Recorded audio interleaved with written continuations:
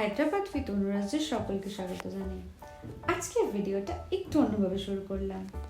আজকে আমরা দুজন মিলে বেরিয়ে পড়েছি রাত 11টার সময় বার্থডে সেলিব্রেট করতে আমাদের একজন খুবই কাছে ও প্রিয় মানুষের। প্রথমে আমরা সবাই অর্থাৎ মামির ফ্যামিলি বন্ধুরা মিলে পৌঁছে যাই মামির অফিসেরই সামনে, যেখানে খুব সুন্দর আর বেশ ইউনিক ওয়েতে আমরা কেক কাটিং করি গাড়ির মধ্যে। কেক কাটিং করা হয়ে গেলে আমরা সবাই ওখানে কেক খেয়ে বেশ কিছুক্ষণ সময় কাটিয়ে মামার সেকেন্ড সারপ্রাইজ প্ল্যান ওয়াইজ আমরা মামা বাড়ি পৌঁছে যাই, কারণ সেখানে আরও আরেকটা জমক অপেক্ষা করছিল।